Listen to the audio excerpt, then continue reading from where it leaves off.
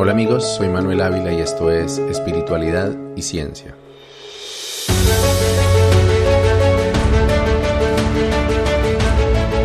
En el episodio de hoy terminaremos la serie que inicié hace 8 días sobre la gnosis de Samael Aún Weor y la triste historia del asesinato de la bebé Victoria Serrano a manos de su propia madre Marisol Raue. En medio de lo que considero fue un crimen propiciado por la secta de Samael Aún Weor. En el episodio de hoy terminaremos de hablar de Samael, explicaré en detalle por qué es tan peligrosa la gnosis desde mi experiencia personal con la secta y te diré lo que creo que de verdad ocurrió con el asesinato de la inocente Victoria. México es una nación donde, al igual que en Colombia, el realismo mágico se vive intensamente, como decía mi amigo Amílcar.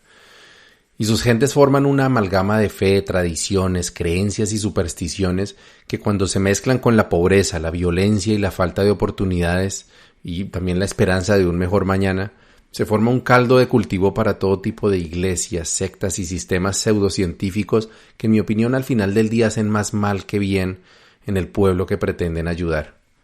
En otras circunstancias, Víctor Manuel Gómez pudo haber sido un líder político de la misma talla que Jorge Eliezer Gaitán, personaje con quien a menudo lo comparaban por su elocuencia, marcado acento bogotano y hasta cierto punto parecido físico. Fue tal su influencia pública que conquistó el interés de la mayor estrella de cine de habla hispana de todos los tiempos, Mario Moreno Cantinflas, de quien Samael sería guía espiritual y maestro, y además beneficiario de las jugosas donaciones que el famoso y adinerado actor mexicano le hacía. En México, Samael produjo la amplia mayoría de sus libros gnósticos, abarcando temas como la teurgia o magia ceremonial, que es una práctica de origen griego relacionado con la mediumnidad y que fue explorada y divulgada por el famoso ocultista inglés Aleister Crowley, de quien se dice Samael también plagió muchas de las ceremonias y textos que publicó. También escribió Samael sobre runas, cábala, tarot, extraterrestres, reencarnación y por supuesto siguió recalcando la importancia de practicar el Sahaja Maituna o magia sexual para aniquilar el ego y conquistar poderes psíquicos. El otro evento que también terminaría por impactar mi vida décadas más tarde sucedió hacia el final de su vida cuando intensificó las referencias a dioses y tradiciones indígenas en sus escritos. Ejemplos de esto fueron sus libros Magia Crística Azteca de 1973, La Doctrina Secreta de Anahuac de 1974, Los Misterios Mayas de 1977 y Antropología Gnóstica, que salió al público en 1978, poco después de la muerte de Samael en diciembre de 1977. Estos libros, que a pesar de sus títulos, hablan muy poco de tradiciones y de cosmogonías reales de los pueblos indígenas que menciona. Samael más bien trata de argumentar que los pueblos nativos americanos son esencialmente gnósticos y que la gnosis es inherentemente compatible con los sistemas espirituales ancestrales. Esta afirmación, que no resiste un análisis antropológico o sociológico serio, le sirvió sin embargo para atraer un gran número de indigenistas, neochamanes y mestizos en busca de la espiritualidad de sus ancestros que había sido olvidada en el tiempo.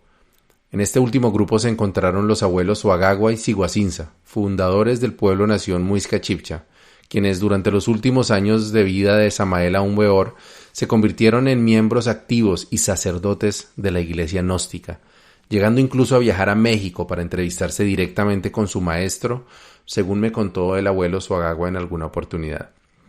Otro líder indigenista seguidor de las enseñanzas samaelianas fue Domingo Díaz Porta, quien en 1977 fundó la Mancomunidad de la América India Solar, MAIS, que es la organización a la que perteneció Amílcar Vargas, que fue mi invitado en un conversatorio hace poco tiempo. Díaz Porta y los hermanos Ingativa Neusa, junto a muchos otros seguidores de Samael, se dedicaron a propagar la doctrina gnóstica, convenientemente sincretizada o acomodada dentro de las tradiciones indígenas que paralelamente se esforzaban por rescatar y resignificar. En alguna oportunidad, el abuelo Siguacinza me explicó línea por línea el capítulo 19 del libro La Doctrina Secreta de Anahuac, en la que, según su interpretación, Samael invitaba a los pueblos americanos a despertar a sus dioses a través de la magia sexual. Decía Samael en este libro: Fuera del cuerpo físico, el hombre despierto puede invocar a los dioses santos de los aztecas, mayas, toltecas, los dioses de los códices Borgia, Borbónico, etcétera, etcétera, etcétera, vienen al llamado del hombre despierto. Mediante el auxilio de los dioses santos, el hombre despierto puede estudiar en la luz astral la doctrina secreta de Anahuac. Estos acuerdos, algunos públicos y otros secretos entre las organizaciones gnósticas samaelianas y los movimientos indigenistas, fueron el preludio a la desaparición del famoso líder esotérico. En agosto de 1977, Samael comenzó a sentirse mal, a adelgazar y a perder el apetito. En octubre tuvo una aparente mejoría, pero en noviembre le sobrevinieron violentos dolores abdominales, que finalmente le impidieron continuar con sus viajes y actividades laborales. Haciendo acopio de valor, Samael se presentó en un festival organizado por la Ajiacac que se llamaba el Día de Quetzalcóatl, pero a duras penas podía mantenerse en pie. Habló durante 15 minutos en lo que sería su última aparición pública. Aquejado por los intensos dolores e intuyendo la cercanía de su partida, hizo énfasis en su discurso en la importancia del sufrimiento, la tortura y el martirio para la liberación del alma. Conminó a la congregación a seguir los pasos del Cristo de Nazaret, cargando su cruz, para a través de ella convertirse en la serpiente emplumada del mito azteca. De paso, le recordó a todos que la cruz en realidad simboliza un lingam o falo atravesando el umbral del yoni o vagina. ¿Qué tenía que ver el sexo con los martirios de su enfermedad? Pues probablemente nada, pero prestando atención a sus escritos, especialmente los que tenían el libro Las Tres Montañas, Samael se recriminaba por sus comportamientos sexuales en el pasado y consideraba que tales delitos siempre culminaban con un doloroso castigo. «Hijo mío, tienes que sufrir con paciencia las consecuencias de tus errores», exclamó mi madre divina Kundalini. Otra noche, llena de dolor, mi madre exclama con gran voz diciendo: «Hijo mío, tú me habéis cambiado allá en el mundo físico por otras mujeres». «Eso fue en el pasado, madre mía, ahora no te estoy cambiando por nadie». «Tú me habéis cambiado por otras mujeres». «Pasado es pasado, lo que interesa es el presente y yo vivo de instante en instante, hago mal en discutir contigo. Pasado, presente o futuro, tú eres el mismo». «Tienes razón, madre mía». Esto es de Las Tres Montañas, uno de los libros de Samael. Este libro que Samael escribió en 1972 es, por cierto, aquel que sus seguidores señalan de contener, entre comillas, al pie de la letra, la predicción exacta de su muerte. Sin embargo, en mi investigación para este episodio, lo más cercano que encontré fue el relato de una visión o un sueño, en el que Samael viajaba por varios planetas del sistema solar antes de encontrarse con el dios hindú Shiva, quien le pidió que le leyera las líneas de la mano a él. Samael accedió, pero en las líneas de la mano del dios vio su propio futuro.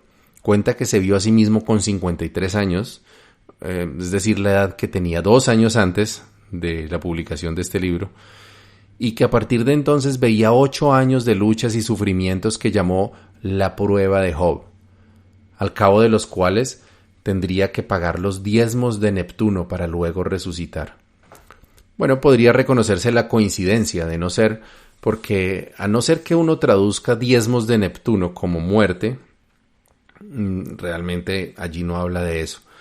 El propio Samael explica en ese mismo libro que los diezmos en su aspecto interior se refieren a algo así como la balanza del karma. Por otra parte, Samael murió el 24 de diciembre de 1977 a la edad de 60 años, es decir, 7 años después de los 53, que igual es muy cerca de la predicción, pero difícilmente puede decirse que fueron 7 años de sufrimientos, cuando de hecho fueron sus años más prósperos y de mayor fama antes de los 5 meses de penurias que vivió antes de abandonar este mundo.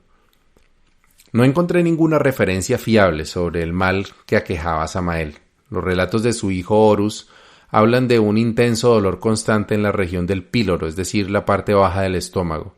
Se sabe que tomaba medicinas alopáticas, o sea, convencionales y no homeopáticas, o probablemente también.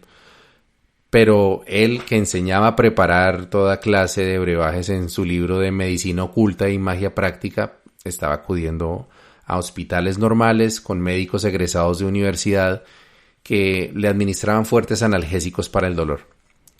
Ante esto, se adelanta Horus en su relato y cuenta que Samael decía que él no podía curarse a sí mismo porque así estaba escrito.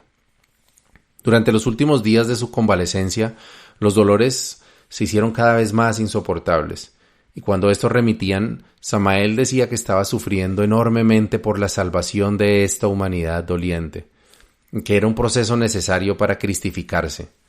Sin embargo, el gurú mencionó varias veces que se salvaría, que solo tenía que pasar la prueba de Job y luego saldría triunfante. Incluso le prometió a su esposa Litelantes que la llevaría al Tíbet después de que pasara todo eso. El 10 de diciembre de 1977, Samael se sometió a una cirugía de abdomen, pero los médicos le informaron a sus familiares que no había nada que hacer y le pronosticaron apenas unos días más de vida.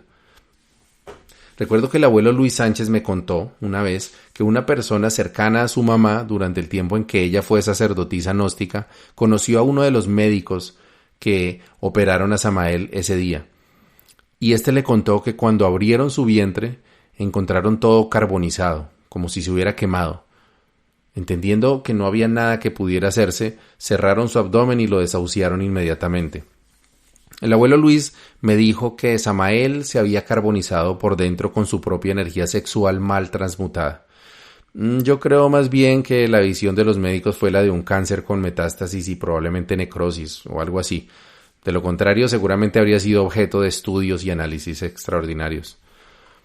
Poco después los médicos le dieron de alta para que pasara sus últimos días en su casa y allí su familia le administró cuidados paliativos.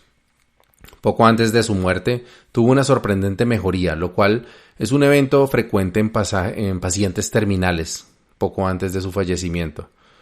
El 23 de diciembre dicen que se despertó diciendo: «En un futuro seré muy rico, millonario, el más millonario del mundo, porque deben saber que tendré todas las riquezas del mundo, pero aunque esté muy alto voy a ser el más humilde del mundo». Aparte de eso, ese día no recibió alimentos, se fue quedando sin energía.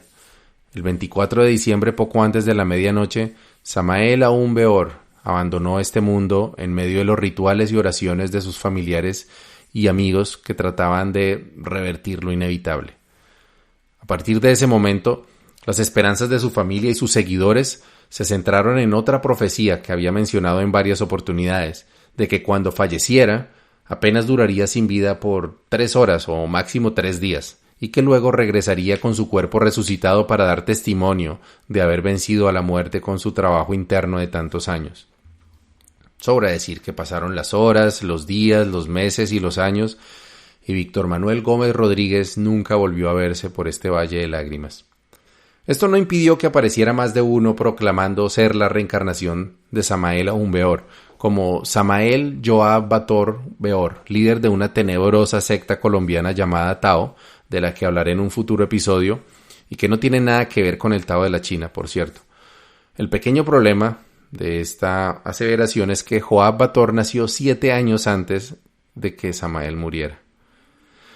Y así como surgieron los Tao de Joab Bator y su padre Kelium Zeus, tras la muerte de Samael surgieron en toda Latinoamérica una infinidad de grupos gnósticos samaelianos, otros detractores de Samael y samaelianos en secreto, como el caso de Pueblo Nación Muisca Chibcha en Colombia y la organización Maíz en México. Todos los discípulos directos de Samael y muchos que apenas llegaron a conocerlo en persona se convirtieron en venerables maestros y presuntos sucesores de Samael. Así que no fue sorpresa que muchos de ellos se convirtieran en acérrimos enemigos entre sí, y aún hoy en día se dediquen a despotricar y desacreditar los unos de los otros. Esto incluye a su esposa Litelantes y sus hijos que quedaron a cargo de las organizaciones que dirigía el difunto Samael, Joaquín Enrique Amortegui, alias Rabolú, Julio Medina Vizcaíno, alias Gargacuchines, y muchos otros. Incluso mi amigo el abuelo Juber Osorio se dedicó por años a escribir cartas a los gnósticos del mundo cantándoles la tabla, por lo que consideraba una monumental malinterpretación de las enseñanzas de Samael. Lo único en lo que todos, o casi todos, se ponen de acuerdo es en reconocer a Samael Aun Weor como una especie de Mesías, un Cristo, y el creador de la verdadera doctrina gnóstica para la liberación del ser y el perfeccionamiento como humanos.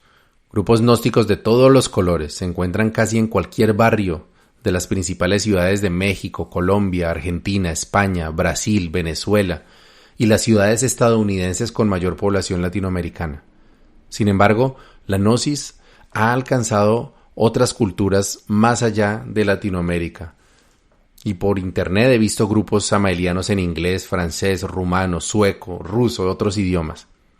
La doctrina samaeliana, a pesar de lo extenso de su bibliografía, podría resumirse en unas pocas palabras: moralismo conservador religioso de mediados del siglo XX, enormemente influido por el catolicismo, condenación de todo tipo de vicios, con particular énfasis en el alcoholismo y la infidelidad, que eran las dos tentaciones que el mismo Samael reconoció haber tardado mucho tiempo en superar, aunque hay historias de que más bien lo acompañaron durante toda su vida. Según la gnosis, la vida es básicamente un campo de entrenamiento, al que venimos reencarnando de error en error y de vida en vida, y el objetivo es tratar de escapar de este ciclo de muertes y renacimientos para alcanzar el nirvana, un mundo espiritual de pura felicidad y gozo en la presencia de Dios. Hasta aquí es una parte copiada del hinduismo. Lo que la gnosis ofrece es un camino, técnicas y el conocimiento, entre comillas, para lograr esa liberación de la rueda del samsara, y se basa en lo que Samael llamó en sus libros la aniquilación del ego. Según esta teoría, los seres humanos vivimos en constante lucha en contra de la naturaleza, la cual, a través de los placeres de la carne, los vicios y los instintos, nos quiere mantener en esclavitud. Aquí podemos notar ya el moralismo de esta cosmogonía y la total oposición con el pensamiento ancestral indígena, donde somos uno con la naturaleza y no sus enemigos.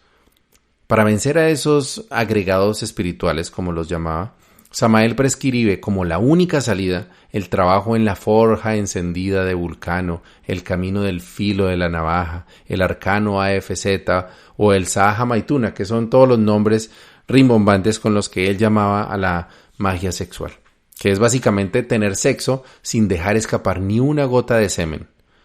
Para las mujeres no es clara cuál es la tarea, más allá de no tener orgasmos y ayudar al varón, pero hay quienes dicen que tampoco pueden ni siquiera mojarse más de la cuenta.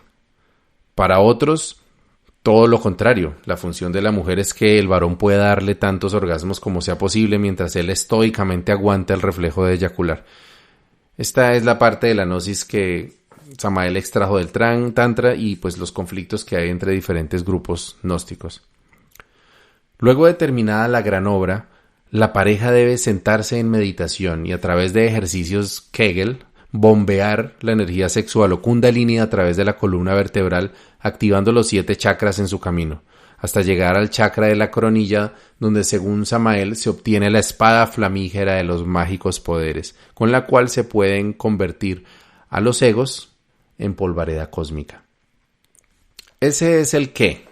El cómo no viene indicado ni en los libros de Samael ni en ninguna parte, pero todos los gnósticos que he conocido tienen alguna versión parecida a hacer uso de la imaginación activa para visualizar la energía escalando por la columna, usar la respiración para moverla por el cuerpo y luego asestarle el sablazo certero a los egos. Esto último probablemente, supongo yo, con la imaginación activa también. Pero donde Samael enfocó con furia su espada flamígera fue sobre toda conducta sexual no tradicional.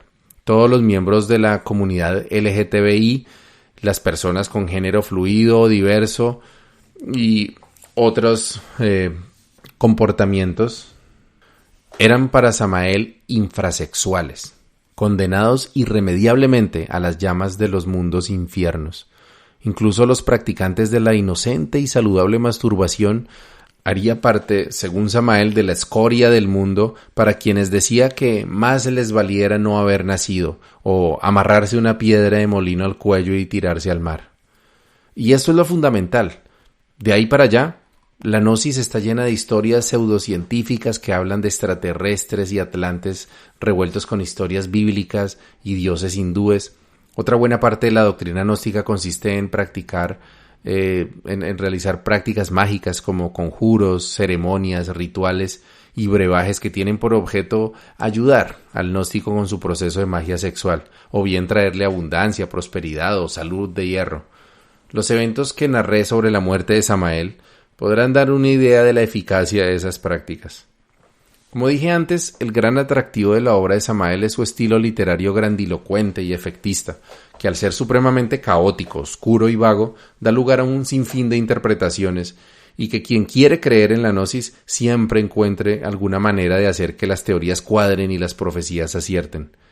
La promesa de la gnosis es supremamente atractiva, porque ofrece todo lo que otras religiones ofrecen, pero con un método específico, que en principio no suena nada desagradable. Puedes lograr el fin de tu sufrimiento, abundancia, felicidad y de ñapa una vida de placeres en el más allá después de la muerte, a punta de tener sexo todos los días y hacer viajes astrales durante la noche. Lo único que tienes que dar a cambio es tu vida, tu tranquilidad y tu estabilidad mental. Porque entonces llegamos a la parte más importante de este relato. La gnosis es una secta y es muy peligrosa.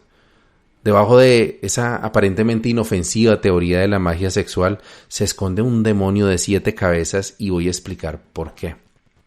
La gnosis es como una caña de pescar, donde la carnada es el famoso viaje astral y algunas técnicas de meditación, y el anzuelo es la magia sexual.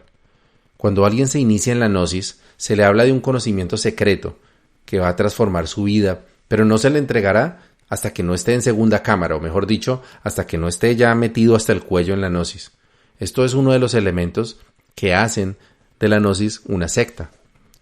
Antes de entregar el conocimiento de la magia sexual, el aprendiz recibe los libros más light de Samael, donde aprende sobre la bondad, la voluntad, la justicia, y se le va anticipando que será alguien muy importante, un guerrero solar, un miembro de un ejército de luz, y se le va desconectando de las cosas del mundo, incluyendo la televisión, las fiestas, el alcohol, la pornografía, el juego, las redes sociales, sus familiares, quienes no creen en la gnosis, y en cambio se le van entregando rituales, oraciones, y pronto se le habla del viaje astral, que no es otra cosa que la capacidad de tener sueños lúcidos, otro tema que tocaré pronto en más detalle. Estos cambios en la vida de una persona que generalmente ha llegado a la gnosis en medio de una tragedia personal, vicios o una falta de propósito, suelen generar un cambio positivo. La persona ha empezado a mirar hacia adentro, a hacer cosas en pro de su crecimiento personal y a desconectarse de cosas que, para ser francos, a veces sí suelen hacer más daño que bien.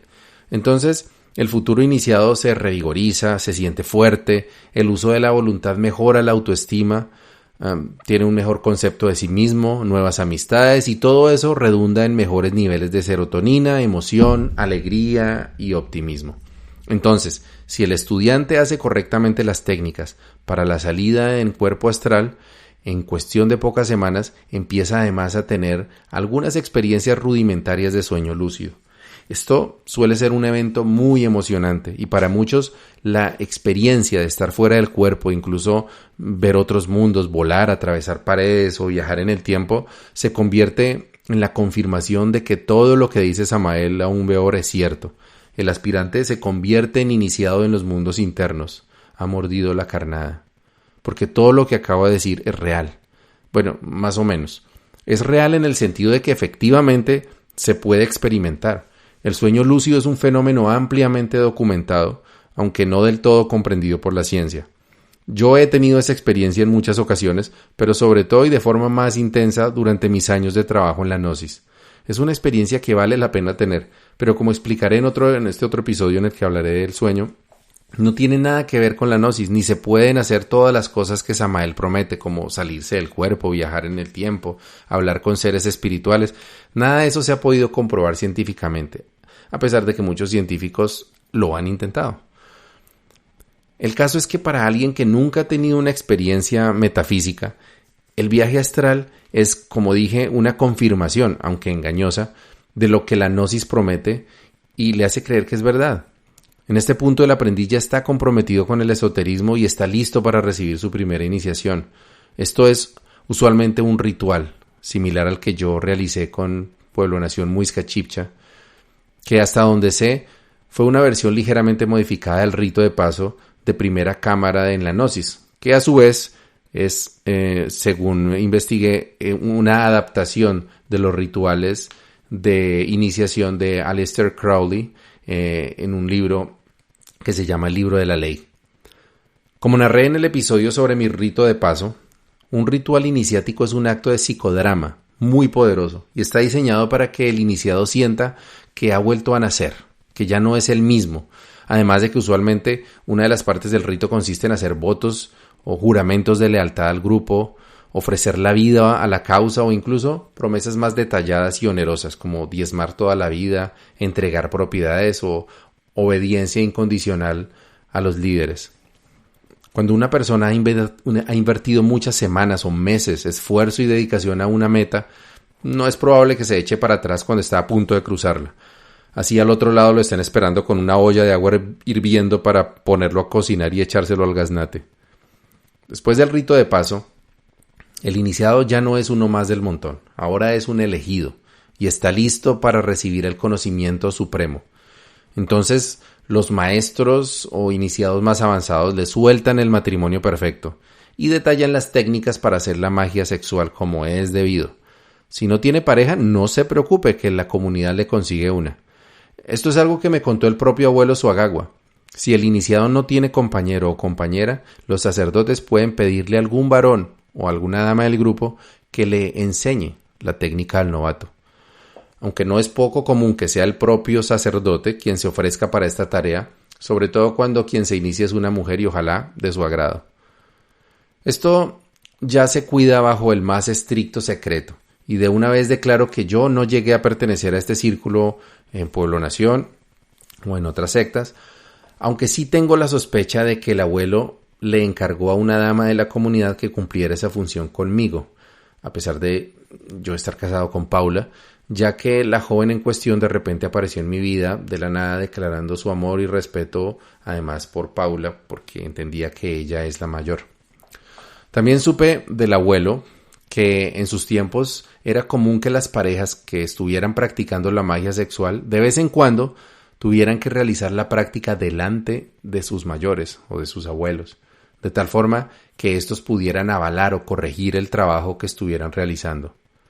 Los abusos sexuales de líderes gnósticos a mujeres que han pasado por el lavado de cerebro que he escrito como parte de este proceso iniciático hacen parte de una de las tantas páginas de la ignominia en mi país y seguramente en la mayoría de países en los que existen grupos gnósticos. Pero aún si no se llegan a presentar estos abusos, la magia sexual representa un peligro enorme para quienes hemos caído en las redes de estas sectas. De forma similar a lo que ocurre con la salida en astral, parte del problema de la magia sexual es que tiene una dosis de realidad. Como he dicho, la magia sexual se basa en el Tantra, que es una sabiduría milenaria que comparte las mismas bases del Sahaja Maituna de Samael: evitar la eyaculación, contener el orgasmo y transmutar la energía sexual para energizar los chakras del cuerpo energético. Sin embargo, el Tantra no menciona nada de espadas flamígeras, de aniquilación de egos, ni tiene problemas con prácticas de sexo diverso, incluyendo la masturbación. De hecho, promueve la masturbación, o mejor llamémoslo el autoamor, para aprender correctamente la técnica. Lo cierto es que si se siguen correctamente las indicaciones, y no las de Samael, porque son tremendamente imprecisas y confusas, sino más bien las de un maestro tántrico como Mantak Chia, por ejemplo, se pueden efectivamente lograr efectos reales como erecciones más duraderas, superar la eyaculación precoz, tener orgasmos múltiples, y estoy hablando de hombres, y orgasmos sin eyacular, orgasmos mucho más intensos y prolongados que los tradicionales, y muchas personas incluso afirman lograr estados alterados de conciencia y sensaciones de unidad con el universo o con la pareja a través de estas técnicas. Si alguien que practica la gnosis, además de lograr salir en astral, llega a tener algunos de estos efectos místicos en el sexo, lo más seguro es que reconfirmará todo lo que Samael dice alrededor del sexo sagrado, que con ello está aniquilando egos, curándose de enfermedades y otras cosas. Pero lo más peligroso es que creen con toda certeza que si llegan a fallar en la obra, es decir, a eyacular por error o dejarse llevar por la pasión o se les olvida meditar o pronunciar un mantra o se dejan llevar por un orgasmo, entonces se cumplirán las fatídicas consecuencias que Samael promete: enfermedades, pérdida del hogar, pérdida de todo trabajo espiritual que se haya hecho, posesiones demoníacas o hasta la muerte. Entonces, el iniciado poco a poco y sin darse cuenta se va llenando de toda esa basura de ilusiones místicas, miedos y conflictos. Esto sin contar que, a pesar de que evitar la eyaculación es menos difícil de lo que se puede pensar, el hecho de tener que contenerla siempre, es una presión que se va acumulando en la mente. Además, según la doctrina samaeliana, la práctica sexual se tiene que realizar diariamente y tiene que durar por lo menos 1 hora. Esto, para muchas parejas, aunque con mayor frecuencia para las mujeres, es una presión inadecuada y sobre todo una invasión a algo tan íntimo.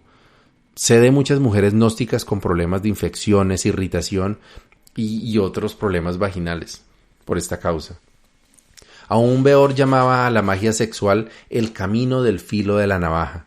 Y la verdad es que esa frase describe muy bien lo que se siente seguir el camino de la gnosis. El sexo es una parte muy grande en la vida de la mayoría de las personas y las restricciones samaelianas no aplican solamente a la eyaculación, sino también a la masturbación, la pornografía, desear otras mujeres, mirar con morbo.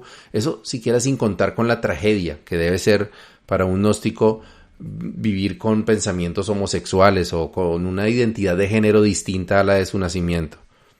La esperanza con la que se sostiene un gnóstico es que a medida que va aniquilando egos, avanzando en el camino, las cosas van a ser más fáciles poco a poco, las tentaciones se van a ir, pero eso no llega nunca, por la sencilla razón de que las fuerzas instintivas de los seres humanos ni son egos, ni son demonios, ni se aniquilan de ninguna manera.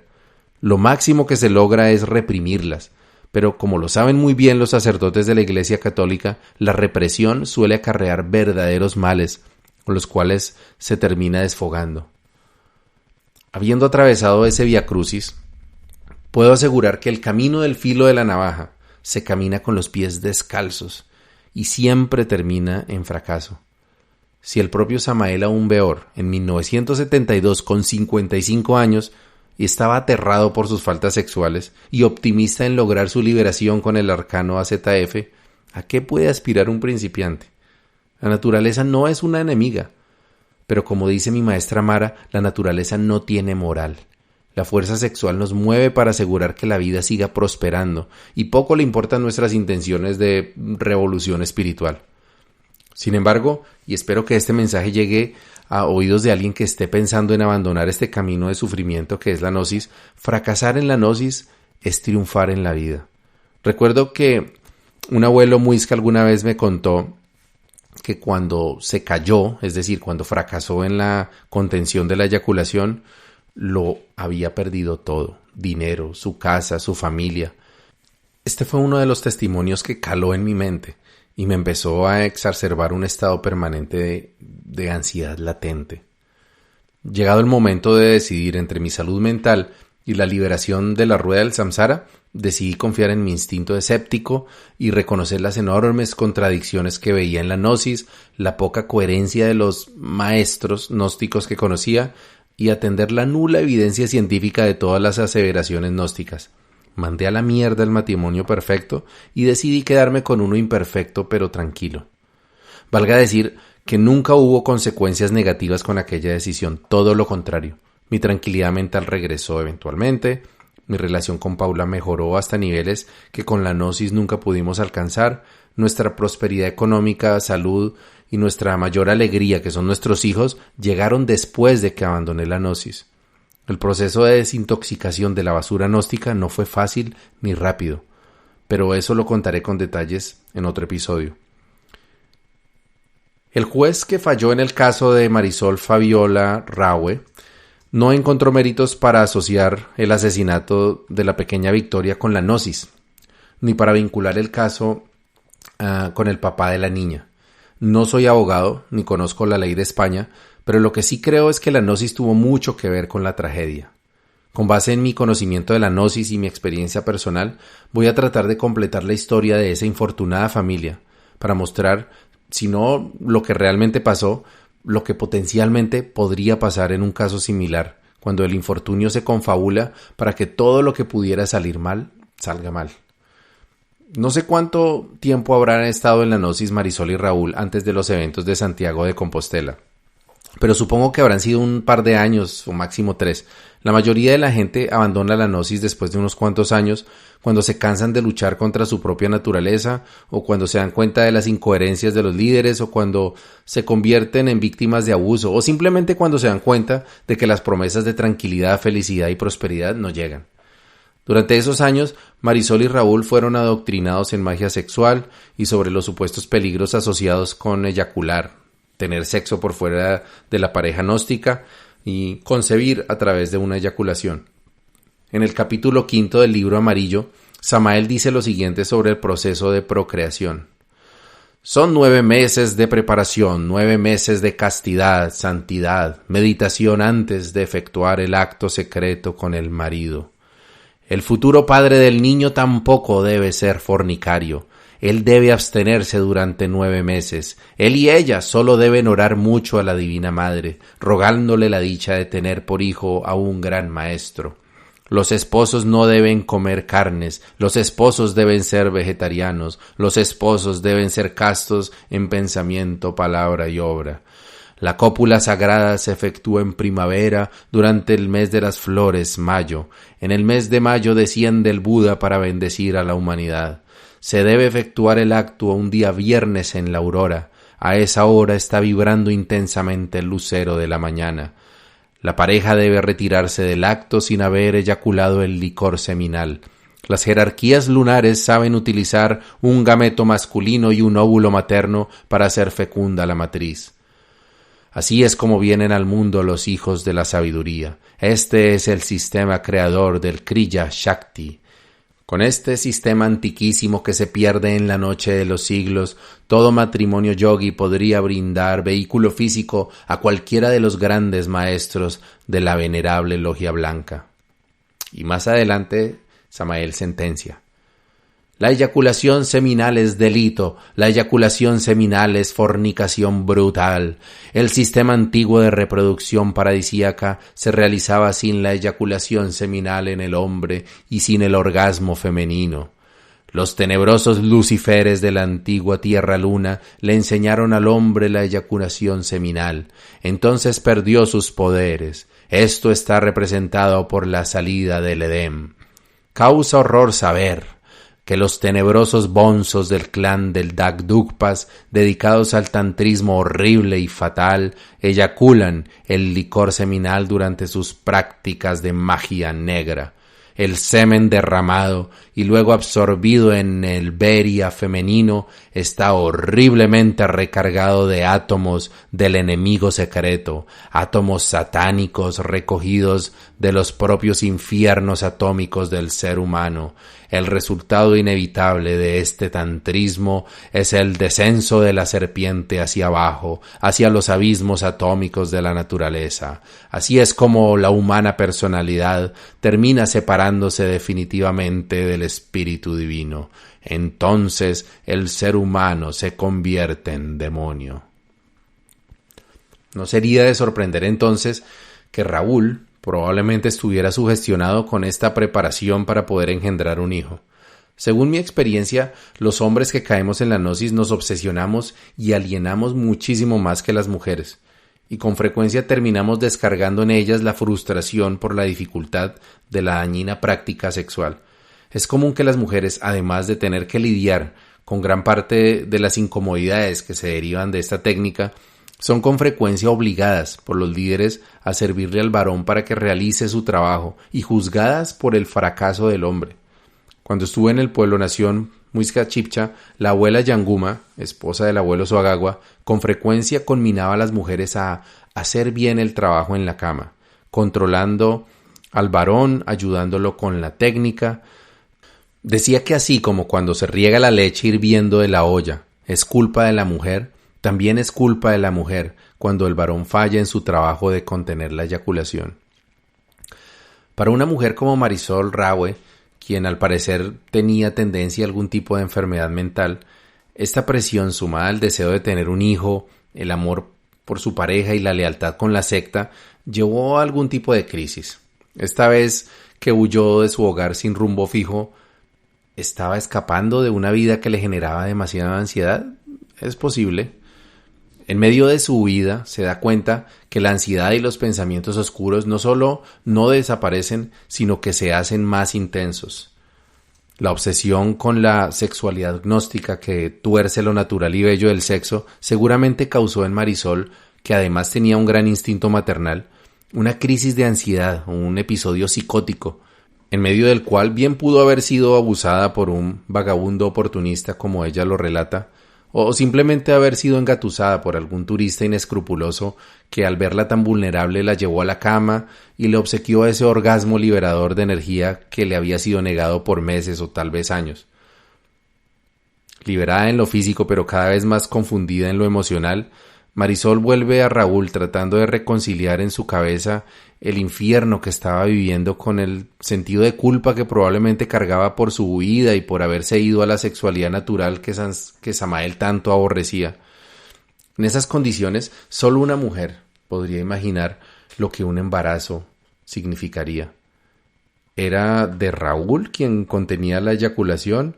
¿O más bien de aquel abusador quien en cambio no había tenido reparo en abusar también de su vida reproductiva? Me imagino a Marisol consultando calladamente a sus líderes gnósticos, a otras mujeres de la organización, y repasando los libros de Samael en búsqueda de una esperanza, una voz de aliento, una oportunidad para ella y para la pequeña Victoria que crecía en su vientre. Pero la respuesta que con seguridad encontró fue terror y amenazas diabólicas. Sé que algunos gnósticos amplifican los supuestos peligros, de por sí fatalistas, para desmotivar a los practicantes de siquiera arriesgarse a faltar a la doctrina. Con todo aquello, meses después del nacimiento de la niña, Raúl, quien ya había manifestado no estar seguro de ser el progenitor, quizás sugirió gastar los ahorros de la pareja en un viaje a Santiago de Compostela para tratar de salvar su relación, pero quizás también, convencido de que Victoria era un ser maligno engendrado por Satanás durante la violación de la que fue víctima Marisol, quién sabe si ayudó a atizar durante meses la hoguera en la mente de la confundida mujer. Una persona con una enfermedad mental puede ser mucho más vulnerable a convertirse en víctima de manipulación, y no se sabe si Raúl, interesado en desaparecer a una niña que no consideraba a su hija y tal vez portadora del mal, ayudó con esa manipulación. Pudo haber sido un sacerdote gnóstico convencido de su doctrina, quien alguna vez insinuó que hasta sería mejor que la niña no naciera, o que muriera pronto. O simplemente fue Samael aún Beor desde su tumba, a través de sus escritos retorcidos, quien convirtió la mente de una mujer débil y vulnerable de madre a asesina. En cualquier caso, lo que haya sido que motivó a Marisol para poner sus manos sobre el rostro de su bebita y quitarle la vida ahogándola fue una horrible manipulación sectaria, basada en teorías sin fundamento, dogmas medievales y elucubraciones espiritualistas. Cuando llegaron los ingleses al cuarto de Marisol, preocupados por su extraño comportamiento, encontraron a la bebé de 6 meses debajo de una manta con extrañas piedras a los lados, de una manera que los testigos declararon parecía ritualística. Sin embargo, la justicia, inexperta en estos temas esotéricos y religiosos, decidieron juzgar el caso como producto de una crisis de salud mental y no como un asesinato, que en mi opinión pudo haber sido planificado. El final de esta historia no se ha escrito aún y ahí afuera hay miles de personas, familias y niños cuya tranquilidad emocional pende de un hilo bajo la espada de Damocles de la gnosis sobre sus cabezas. Y quise hacer mi parte para desenmascarar esta peligrosa secta de la que yo afortunadamente pude salir, aunque no sin tener que pagar un precio alto por ello. Si estás involucrado en la gnosis o alguno de los movimientos que discretamente promueven las enseñanzas de Samael Aún Beor, te invito a visitar unos enlaces web que puse en mi página donde puedes encontrar más información sobre las contradicciones, mentiras y plagios de Samael Aún Beor. También puedes contactarme por mis redes sociales o escribirme por Telegram y con gusto trataré de orientarte de la mejor manera. Hasta la próxima semana, buen camino y buena brisa.